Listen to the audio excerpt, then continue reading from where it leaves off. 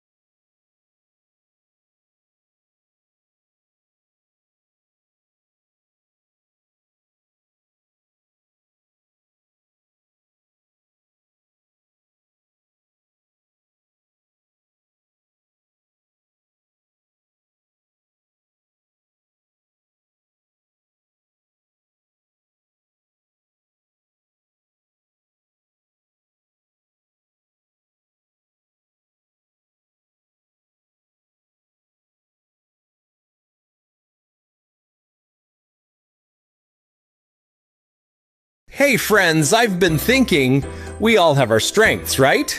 There are things I'm great at and things I'm definitely not great at.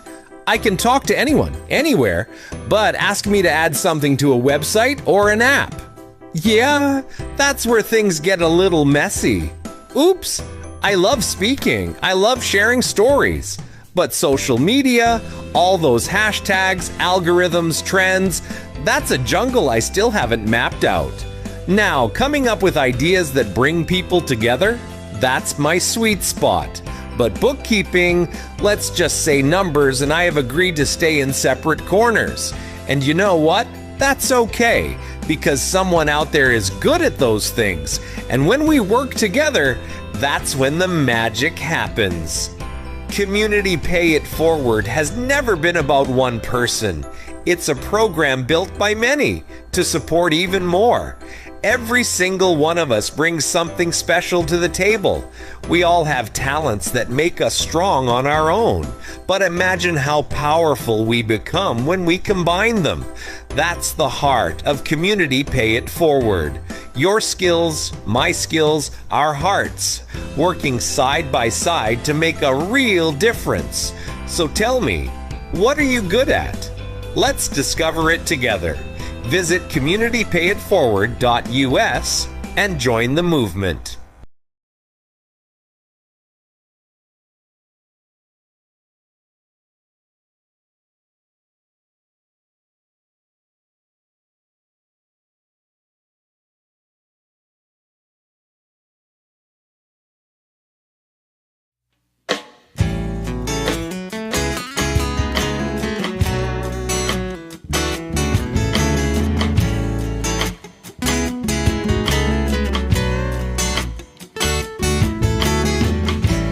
Born into a real fight wasn't right.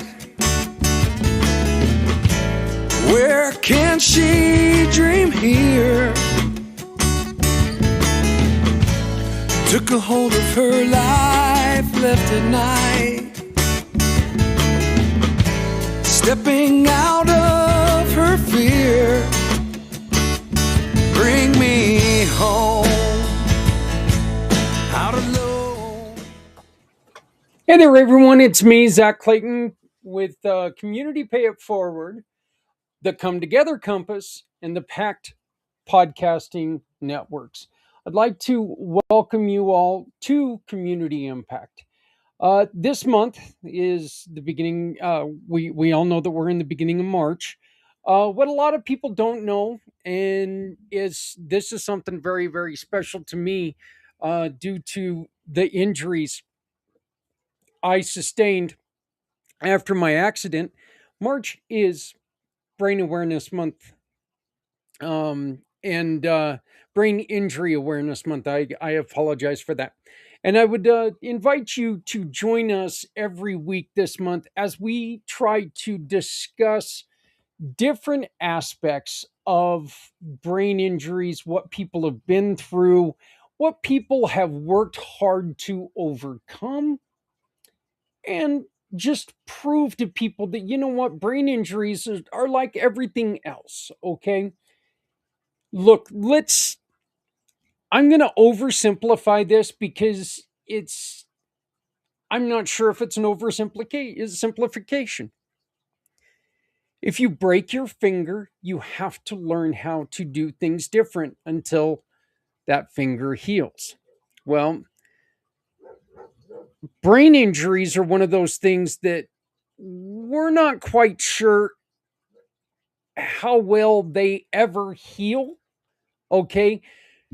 Brain injuries are something that happen to millions and millions of people throughout the world, yet it is the least understood injury or affliction there is, because brains are just, they're, well, quite honestly, they're just a different animal, and people don't know a lot about them.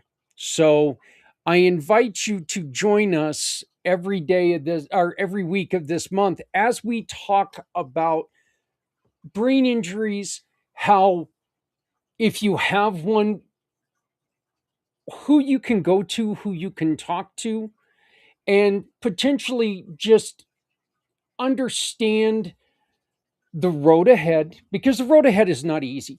It's not easy, but again, it's absolutely not impossible. It is no different than anything else that you've ever had to deal with. You just have to learn how to do things again. Yes, there are severities of brain injuries that do make things much more difficult.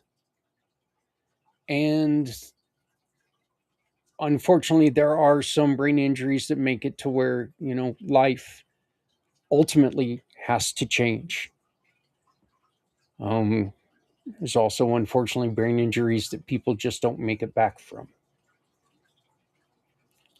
But brain injuries are, again, like everything else. You look, it's not always a death sentence.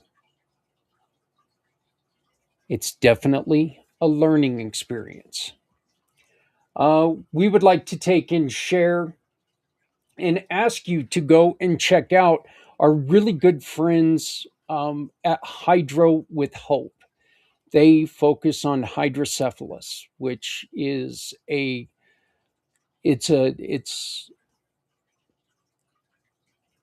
found as a child, and the creator of Hydro with Hope has had to have multiple surgeries throughout his years, and they have to put stents in for relieving water on the brain and stuff like that. So it's very very complicated, but it's also one of those things. Jeff has said a couple times in my conversations with him that growing up with this, he didn't realize that there was something different about him. You know, he he just thought this was a way of life. Quite honestly, there's poetry in what he said there. Because if we stop looking at a lot of these things, well, this was put in front of me, this affliction was put in front of me, now I need to deal with it. If we look at it, it's like, you know what, this is just the way of life. Maybe we can take and get through things easier and more successful. So um, it's it's a learning experience without a doubt. But again, so is everything else in our lives. So I invite you to go to communitypayitforward.us, and in the search bar, just type in Hydro with Hope or Hydro, and a couple pages are going to pop up, and those are the pages that Jeff is on. We are in the middle of restructuring the mission partners. So just go in, look for Hydro with Hope, and you're going to be able to find them. We are trying to clean up the website a little bit and make it easier to navigate. Real quickly, I'd like to speak to all of my partners out there, all of you wonderful, wonderful, wonderful people, and tell you that coming up on April 28th is Pay It Forward Day. And we would like to do what we did last year, and we would like to take this day and the name of the program and wrap it up into a nice little bow and present people with your participation in the program. And we do this by asking you four very, very simple questions. And, the questions, and you know what? I've actually got them right here. The questions are: why did I start my business? What is my business or organization? Where is my company headed? And the last one is: how can I pay it forward today for a better tomorrow? Very simply, what are we working on today to make tomorrow a better place for your community, your world, yourselves and others? So please contact me so we can get the information. I will be sending an email out to everybody asking you to make sure that we've got the clearest and most up to date information for you, so we can make sure that your profile is up to date. So, but so please, to all my partners, giving, mission, and sponsorship, please make sure that you reach out to me so we can get this done. So this I would like to welcome you back to the Community Impact Podcast. This is a place where we come together, learn together, and support each other through real life challenges. Today, we're talking about something that affects millions of people but is still misunderstood. I am one of those people. And I can honestly tell you, it is something that right when you think you have a handle on it, it will switch and turn everything upside down, and you'll be like, well, now I don't understand anything. And it's frustrating. It does get frustrating. Um, I'm almost reluctant to say this, but many of you who watched Monday's um, Footprints Forward, you got to see me in a very, very difficult spot. I couldn't speak. I had troubles concentrating. It was a tough one. And I'm kind of one of those guys that I don't wait for things to get better. I'm just going to bowl ahead and keep going, because if I wait to if I wait to do things until I feel better, I may not ever get them done. You just don't know what's happening. So, um again, I don't want to make it sound like I'm special, because I'm not. Because every single one of us has something that is like this. Maybe it's a mental block that you've got.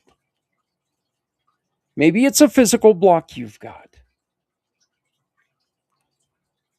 Possibly there's just something within your family structure. Your child needs um a parent to go to scouts with them on a night. We all have to learn and adapt.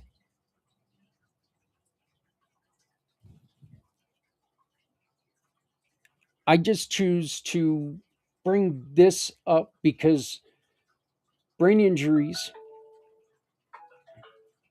thank you for the alarm. I appreciate that. Thank you for making the noise. Brain injuries are something that so many people are dealing with. And one, they are misunderstood. And two, there are people that just flat out don't understand that a person who is dealing with the brain injury has the potential to do anything in this world. So, look, brain injuries, not just the dramatic ones we see in the movies or even in real life.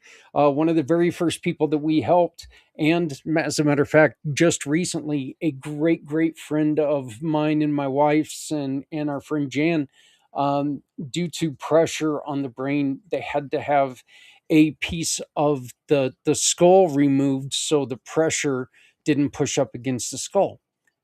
These are some of the drastic things that have to happen. And it's quite shocking when you look at that and see that and you think about that delicate organ that somebody taking and thwicking your head just can cause problems with. And it's exposed just underneath the skin itself. It's a scary thought, you know. These injuries just, they don't just happen in football. We're talking about everyday survivors, our coworkers, our neighbors, the family members, the people who are rebuilding their lives while still showing up to work, still raising families, and still trying to be part of the world. Brain injuries do not look the same for everyone. They do not heal on a schedule. And that is the most important thing I want to express. You are not in control of your injury healing. Okay? As a matter of fact, you have less control of healing your brain than you have of I almost think of breathing. Trying to heal your brain, it it does it when it's ready. And again, there's nothing you can do to make it go better. You can just do what your neurologist tells you to do. You can do what your doctors tell you to do, your team tells you to do. And you can protect yourself from some of the other dumb stuff that we do to our brains every day. You know, here's where I insert the joke about listening to politics all day because that'll make your brain mush. They don't just disappear because someone looks fine on the outside. And today we're going to talk about what people are learning to work with after a brain injury, what challenges they face, and how we can help them succeed in the workplace and in life. One of the things that we're going to introduce today is a worksheet that is going to be available to you in the next couple days on the Come Together Compass page. And this is a worksheet that you can use when somebody comes in and they say, "Hey, you know what? I did have a brain trauma, and there are some times that I get migraines, or maybe it's someone just with migraines. A migraine is a brain injury. you know Maybe there's times that they need to sit in a dark room with no sound, with nothing. Folks, there is one light, well, two, I guess, on in my office right now while I'm recording this, and most of the light that you see is from these monitors. Okay? I have a yellow light here and a greenish yellow light over here, and I guess I've got an incense burner over there that's got quite bright light on it as well. My office is almost always dark. Adrian calls it my dungeon for a reason. It's one of the ways that I'm able to maintain my ability to work. It's one way that I am able to function with the headaches and continue to do what I need to do. So, look, this isn't going to be a medical lecture.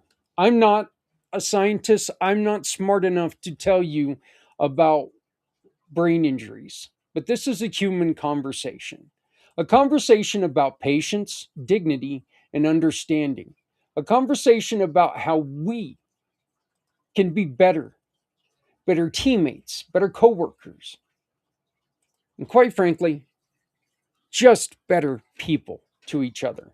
Understanding brain injuries makes it easier for you to succeed with someone, and it makes it easier for them to succeed because there's the expectations everyone naturally has, but this makes it to where you understand that if someone's coming in, they're a little slow, they're a little lost, maybe one day, you understand what's going on. Okay. So, once again, brain injuries come in many, many different forms. Some of them they're almost cliche words that we use every day. Okay. But traumatic injuries from accidents, strokes, oxygen loss, infections, tumors, long term effects from repeated minor impacts. Each one affects the brain differently. And because the brain controls everything we do, the symptoms can show up in surprising ways.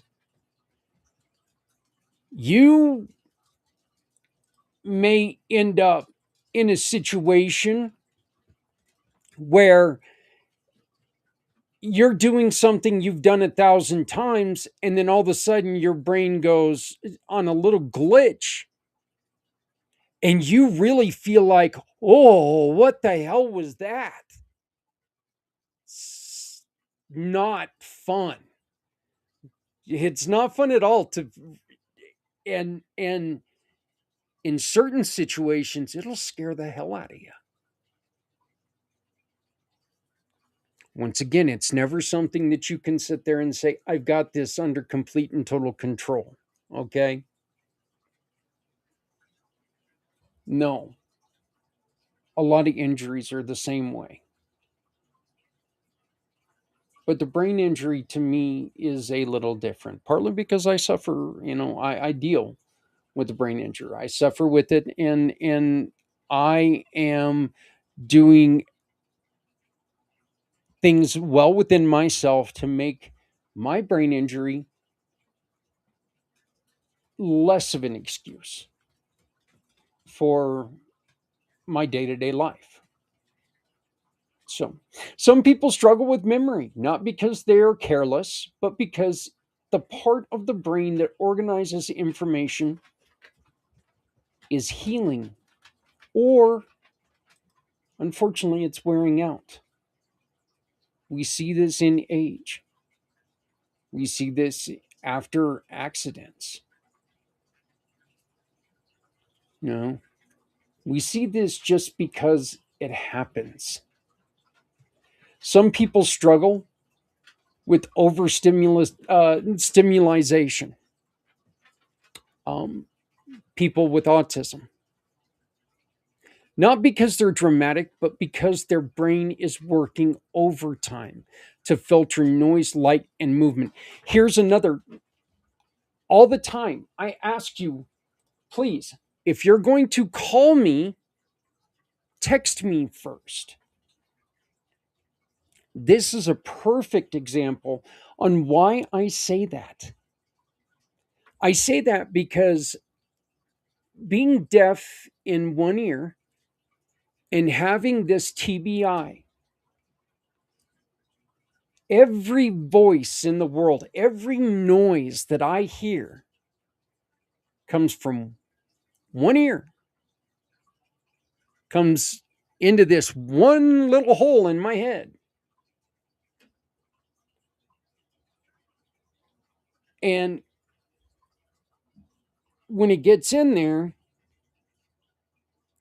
it's harder for the input information to go where it's supposed to go because it's all coming in as just a garbled mess.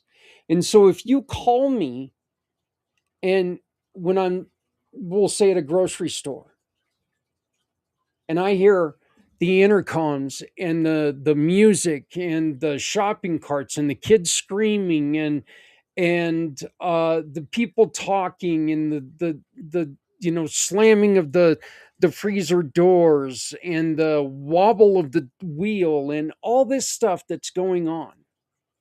I hear that all in the one ear, and it makes anxiety in me raise because everything is going on. Plus, you have the bright lights on top of that. You have the in certain stores you have like the strobing lights or the flashes or whatever you have, which makes things just uncomfortable and harder to understand. And that's the reason why I ask you, anytime that you give us a call, please text me first. Allow me to get into a place where I can have a conversation with you, where I can sit in a room where the only thing that I hear is the lovely sounds of my fish tank. Okay? I can have a wonderful conversation with people right now. Because right now, this, and of course, the dogs running in and out. That's the only thing I hear right now. So it's easier for me to concentrate. So that hopefully that explains a little bit better why I asked you to give me a call before or give me a text before you call. So um but some people struggle with the stimulation, not because they're dramatic, but because their brain is working overtime to filter noise, light, and movement. Again, it's more difficult than that statement seems. Some people struggle with fatigue, not because they're lazy, but because their brain is burning energy just to stay balanced. I get tired very quickly at times.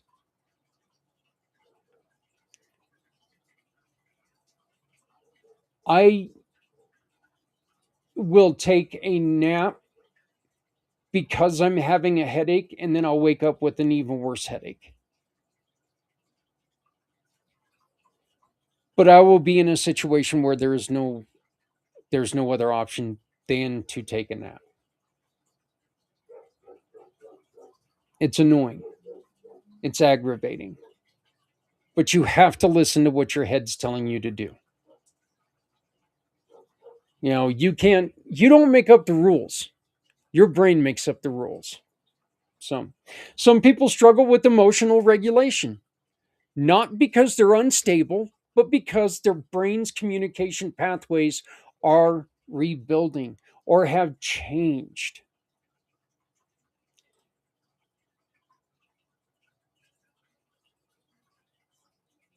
We've all been around people who emotionally can turn on a dime. We've been around some of those people who emotionally they turn on a dime, and you're just like, how do you do that? How can you be going one of the happiest people in the world to, you know, somebody says something and now all of a sudden you are just a raving lunatic.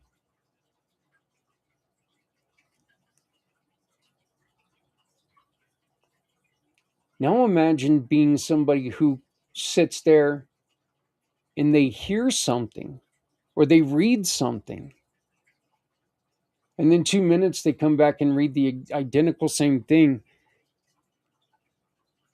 and the two emotions are completely different. You know, the first time they laugh, the second time they break down and cry.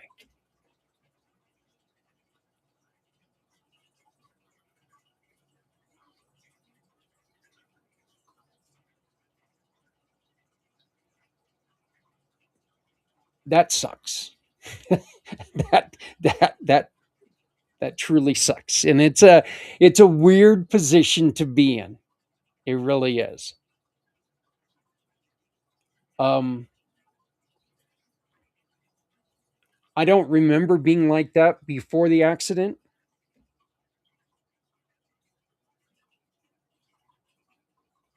You know, when I found things funny, I found them funny, and that's just the way they were.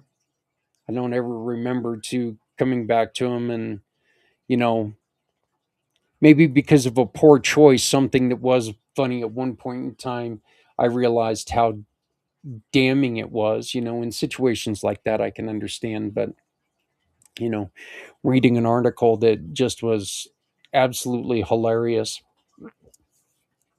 at one moment and then just unbelievably tragic. I don't remember it ever being like that, but it sure the hell is like that now.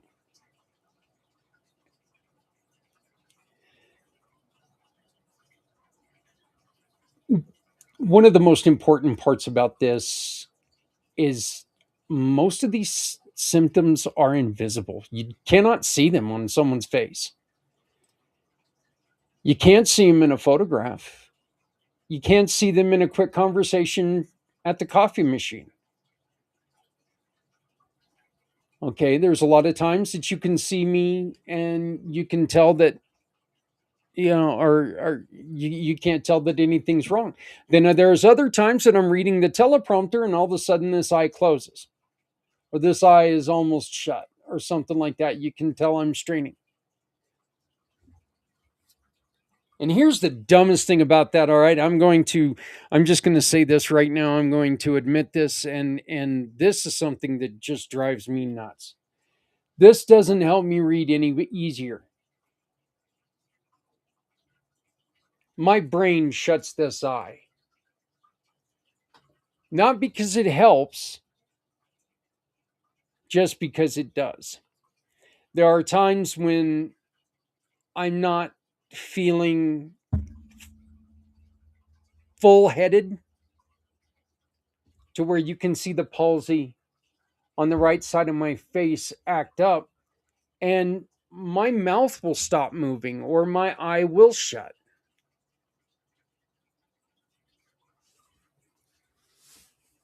And that at times has a tendency to make you feel different about yourself. You know, well, what are these people thinking when I walk into a room and it looks like I'm winking at someone and I'm not? You know, it's hard.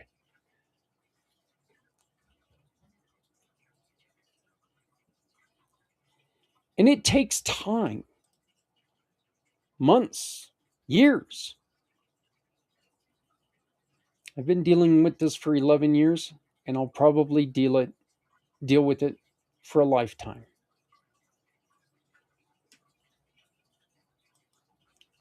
Let's talk about what people are actually learning to manage after brain injuries.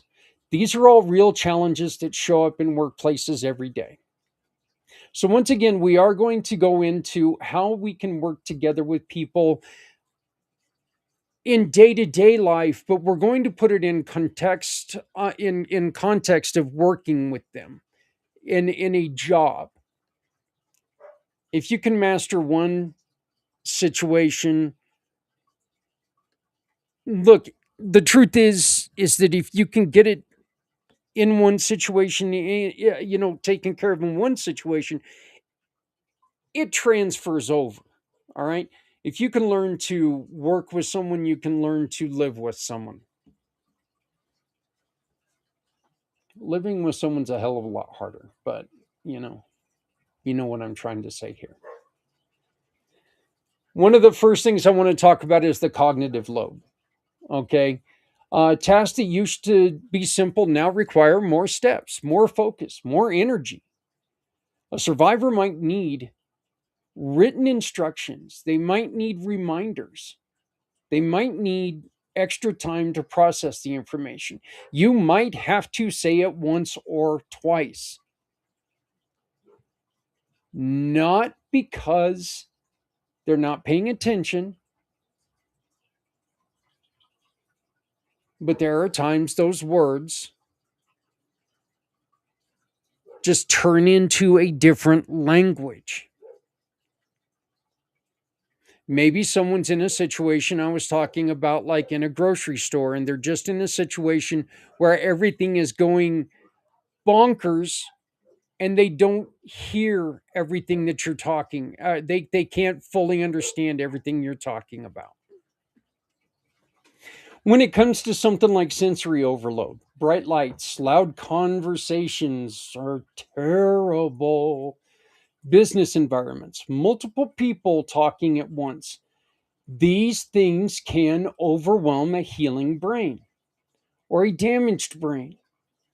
A coworker might need a quieter space or noise reducing tools. Um, I always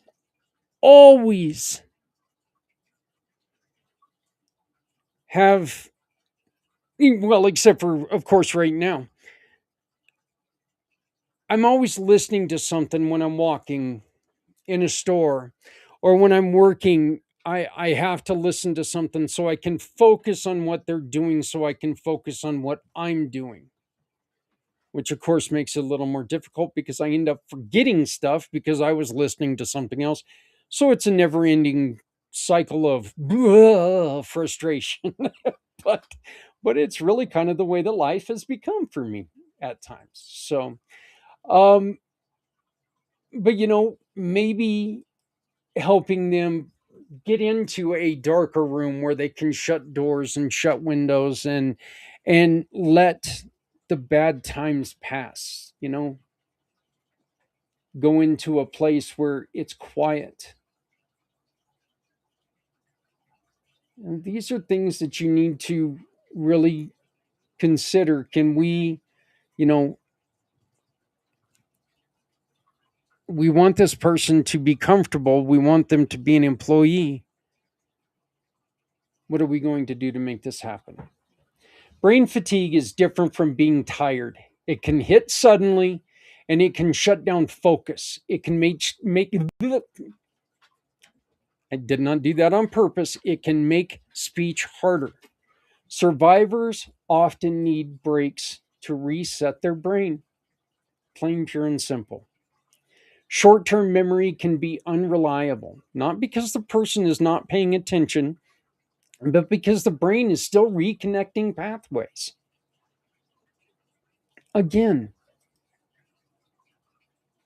that's exacerbated by age because your brain loses a lot of that ability to connect things as we get older. Add an injury on top of that, and it just makes it even more difficult. A brain injury can affect mood, patience, and stress tolerance. Survivors often work hard to manage emotions that used to come naturally. When a person is sitting still, sitting quietly, it doesn't mean that they're tuned out. it doesn't mean this all the time that we're tuned out. It's we're trying to concentrate on what's going on around us. Maybe it's just extremely hard to focus on anything that's going on around us. And I understand that this makes us look like we are just not giving a damn about what's going on. But it's really, really hard to explain to somebody that feeling that you, as the survivor, is having in that moment, because you yourself kind of feel like, well, I'm not getting it. I'm not understanding it. Do I actually even care about it? Do I understand what's being said? You know, um, why am I not having any emotions towards this? You know, or quite simply, what the hell is going on? These are things that these go on in our own heads. We question our attention span far more than you ever could. Then you have the physical symptoms: headaches, dizziness, balance issues, vision problems. These can come and go depending on the day. And here's the truth: survivors are not asking for pity. They're not asking, they're just asking for understanding. They're asking for coworkers who do not assume or to not assume the worst. They're asking for workplaces that recognize healing is not linear. There is no one way to do things.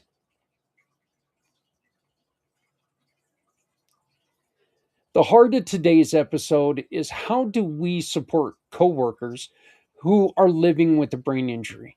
How do we help them succeed without making them feel singled out or fragile?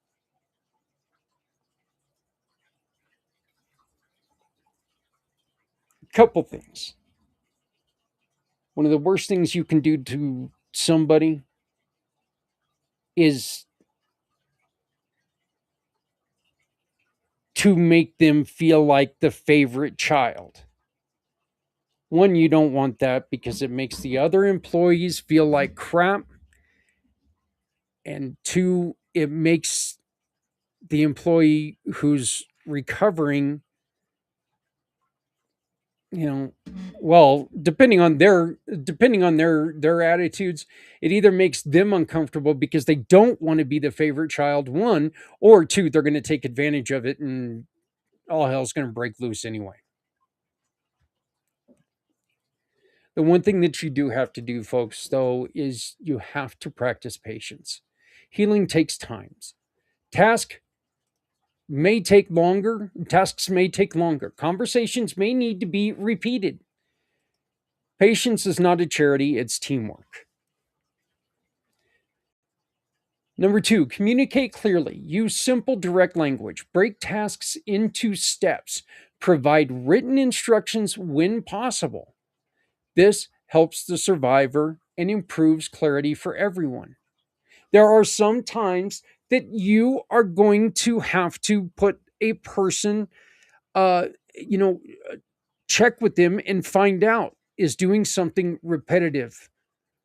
You know, is this what's best for me? If I can do things the same way every day, doing the same thing every day, just constant doing the same thing, is that best for me? Am I in this position in my life that that's going to be the best for us as a team? Could happen. They could be the perfect person for that job because they're not trying to focus on other things. They're not trying to focus on improvements to the way that it's being done. They're trying to just stay focused on what they're doing. So they could be the perfect person for that job. Three is important because three is something that we should do for everyone, regardless if you have a brain injury, regardless of who you are. Reduce unnecessary stress. Avoid rapid fire instructions. Avoid last minute changes when possible. Avoid loud or chaotic environments. If they are struggling with sensory overload, this just causes complications. Number four, another thing we should do for everyone is respect boundaries. If someone says they need a break, they need a break. If someone says they need quiet, they need quiet. These are not preferences. They are part of healing. They are part of not slipping down into a void. And that void is a place that sucks.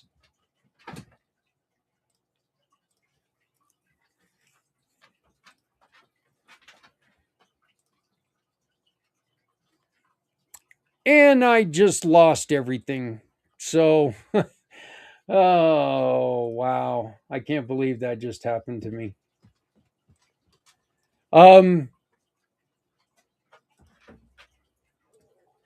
Sorry about that.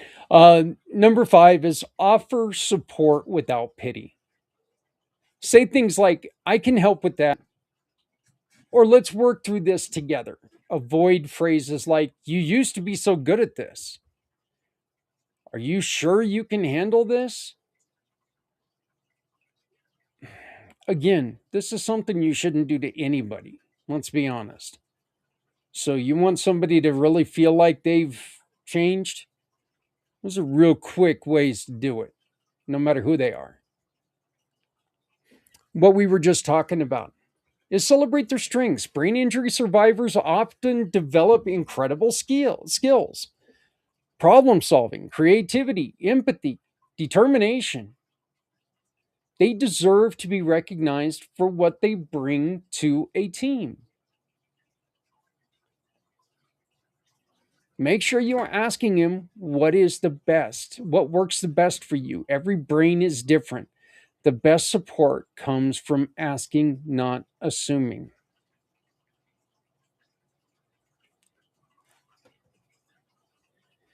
A coworker becomes quiet and withdrawn during a busy meeting. Instead of assuming they are disengaged, recognize that the noise and the overlapping conversations may be overwhelming. Offer notes afterwards. Check in privately. This is one of the reasons why I'm loving stuff like that Grammarly or the AI things after meetings, getting that, getting those notes that can come across and they can tell you, hey, you know what? While I was trying to concentrate on what this one person was saying, somebody else was saying something that I know it was important, but I was trying to concentrate here. Those are fantastic. They help out. What about forgetting a task? A survivor forgets a detail. Instead of frustration, maybe offer written checklists or shared documents. Again, this just supports them without any judgment. If a coworker needs to step away unexpectedly, instead of assuming they're avoiding work, understand that brain fatigue can hit like a wall. And it does hit like a wall. I mean, you will literally fall asleep standing up. Respect that they need the break. A survivor becomes frustrated or tearful. Instead of reacting with discomfort, give them the space and kindness. Emotional regulation is part of healing. And they don't, not every time do they need for you to figure it out. They don't need you to be there and lend an opinion on what's going on. You can ask, hey, is there anything I can do for you? Do you need me to sit here with you? You can do that. But at other times, they just may need to figure out what the hell their head is saying. It speaks a very, very complex language, and you never understand that until it's harder to understand that. So, brain injuries change lives. They change relationships, they change careers. But they do also reveal strengths. Survivors learn resilience, they learn patience. And like we've talked about this whole time, they learn how to rebuild themselves piece by piece.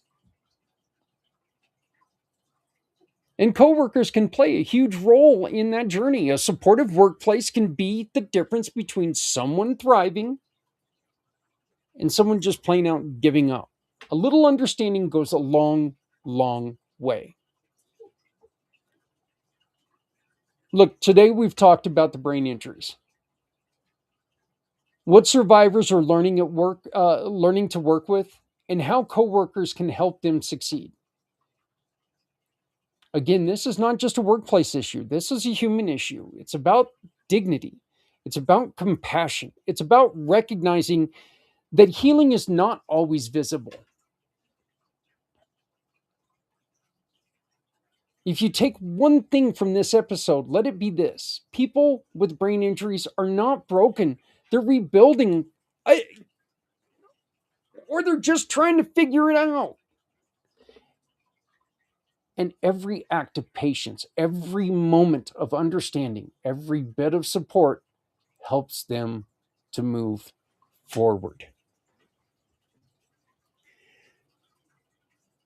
We once again are releasing a form at on the community compass. Okay, and I'm sorry about, believe me, I'm sorry about it, because it hurts me more than you having to look at me.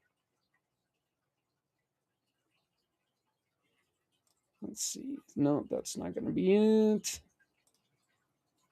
Okay. This is what the form looks like. Okay. And this could be a form that you use for people with brain injuries, or maybe you could just use this form for no matter what you're trying to hire someone for. I think this would be a great place to get started. In my eyes, this is a great place for us to get started just learning about our new hires. With this sheet, we're asking people to fill in their name, what the position is within the company, and we ask, what is your goal of this form? So, you can look at this right now as, this is what the goal is for me, and this is what I am hoping to obtain from this. And you can take and you can look at that and see if their goals match yours. Maybe that could help right there with placement. So, but the first section is all about understanding the needs of the person you are looking to employ. What symptoms or challenges are you currently managing? Memory issues, sensory overload, fatigue, headaches, emotional shifts, balance issues. Maybe there's something else that we haven't even talked about. They can put it in here. They can be honest. They can be, and most importantly, they can be assured that you understand. Hey, look, I wrote this down that this was a problem.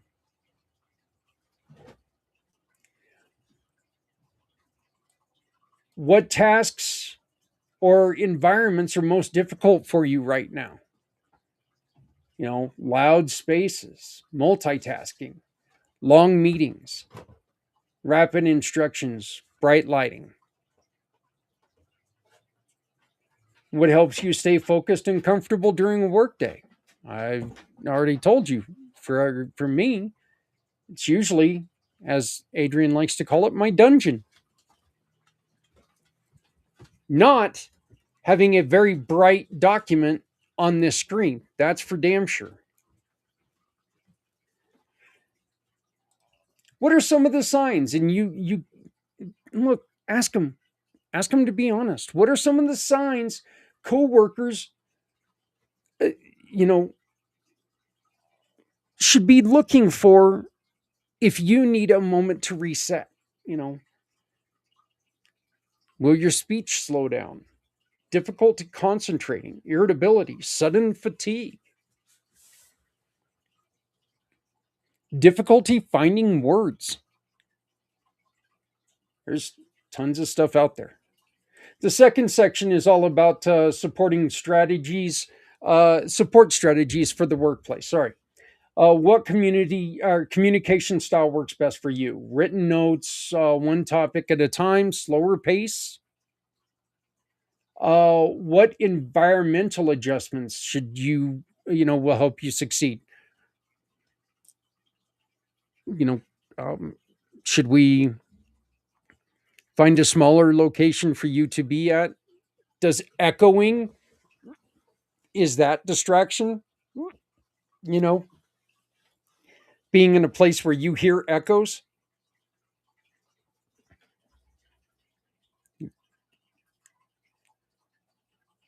It's not a symptom that I have, but it is a symptom I've heard before. So,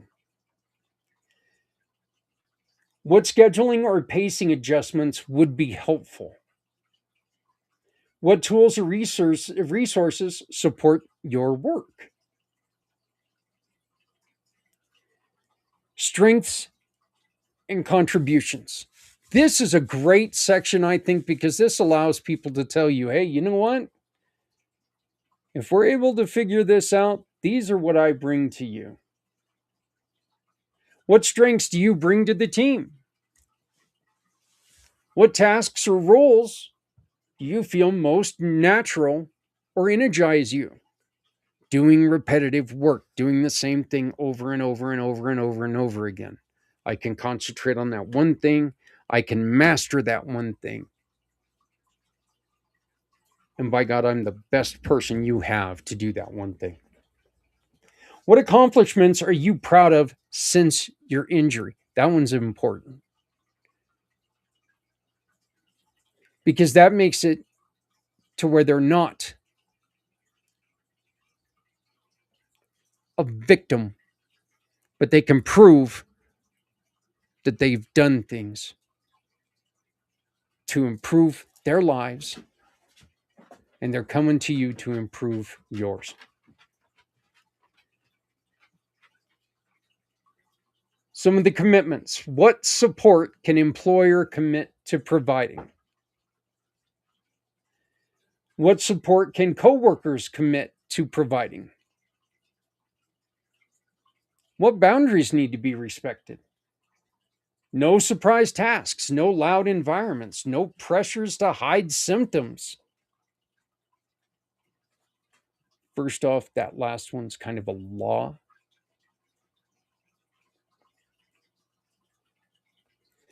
What follow up plan will help everyone stay aligned? Monthly check ins, updated task lists, shared communication tools. Then talk about your shared goals. What does success look like to you? Because this is what it looks like to me. Are we in a position where we can do this together, comfortably, safely? Let's move forward. What does success look like for the employer? So there's where you can ask the second part of that question. And most importantly, what does success look like for us as a team? This questionnaire, again, will be available on the Come Together Compass page uh, within the next couple days. I've got a couple other people looking at it to see what they think and to see if we should add or subtract anything. So please stick with us. If you have any suggestions, please reach out to me. You can reach out to me and you can say, hey, you know what? I looked at that and I think that it might benefit you to ask to add this.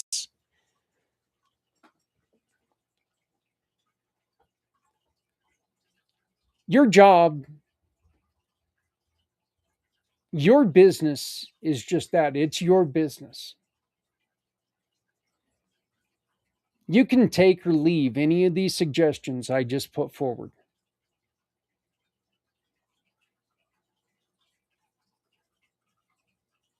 I just know, being in this situation,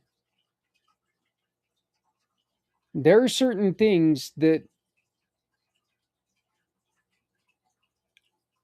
I know I have to do for myself. I have to ask myself those questions every day.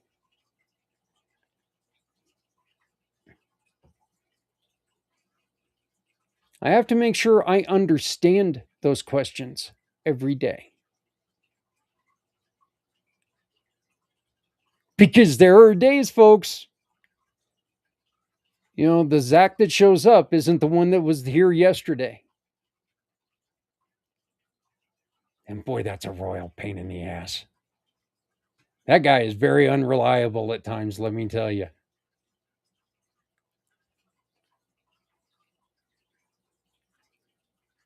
If you respect someone with an injury of any kind, they're going to notice it and they're going to work harder for you.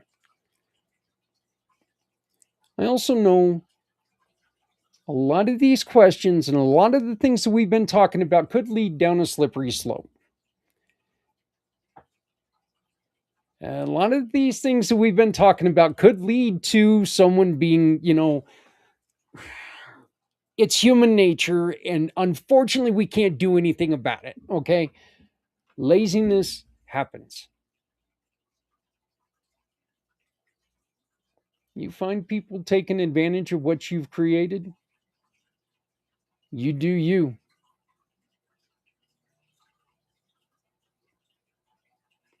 If you were to pose this questionnaire to every employee that you've got, and you make every employee feel like the employee, I guarantee you're going to have a lot more success than if you just take and look, here it is, take it or leave it.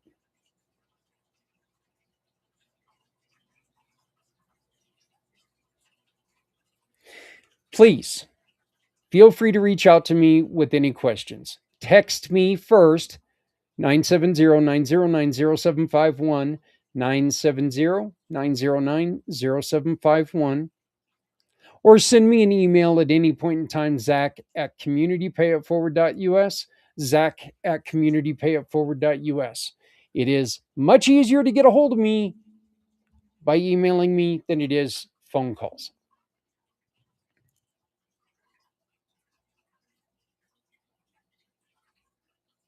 Brain injuries are different.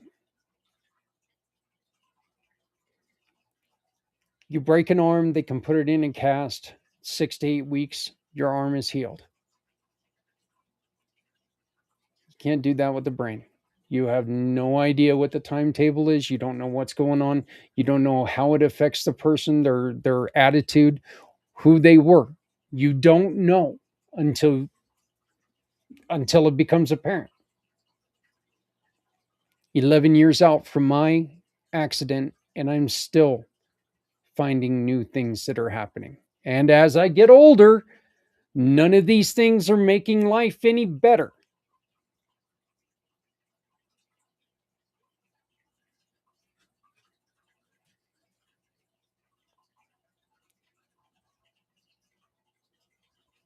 Learning about who we are, learning about who they are, respecting who each of us is the best way for us to maintain happy, healthy relationships, whether it's in work, in business, in everyday life, and in friendships. So why don't we take a concerted effort, every single one of us, and let's get to know each other, in a healthier way. And let's make sure that we're not leaving anyone out. March 1st was No Discrimination Day. Well, let's change that. Let's make every day No Discrimination Day. How does that sound? Let me know. Zach at communitypayitforward.us. Zach at communitypayitforward.us. Or text me first, and I'll call you back at 970-909-0751. 970-909-0751. Folks, my name is Zach Clayton. I am the president and founder of Community Pay It Forward, the Come Together Compass, and IMpACT podcasting networks. I want to thank you very much for joining us. And please always remember that if you're not helping someone, you're hurting everyone. No one needs to go it alone when we all come together. And the best way to make sure that we can help people or get the help we need is to never shut up. Silence has never helped anyone. If you need help, ask what you need. If you want to offer help, tell people what you can do for them. Thank you very much. We will see you again on Monday morning for Footprints Forward.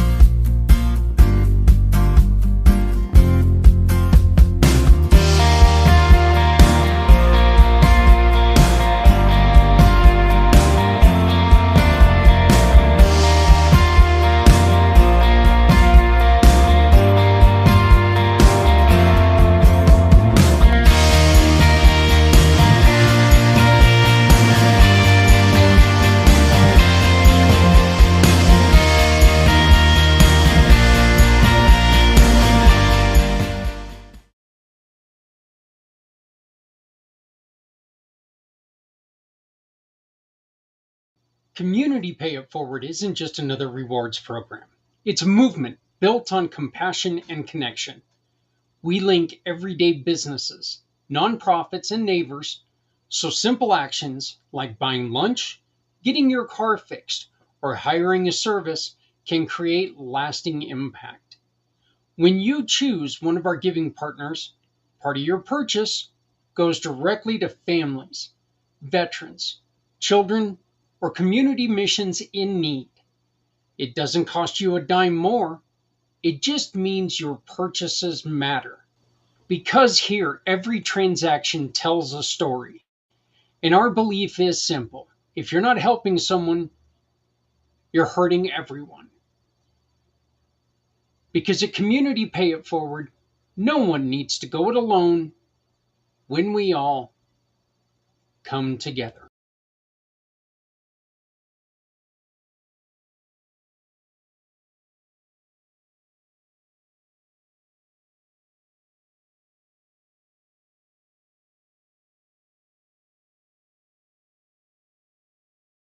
Say, bring me home, out alone, you show me the way. You wanna hold the heart of Sunset Boulevard. Bring me here, 'cause it's not quite clear to be a part of Sunset Boulevard.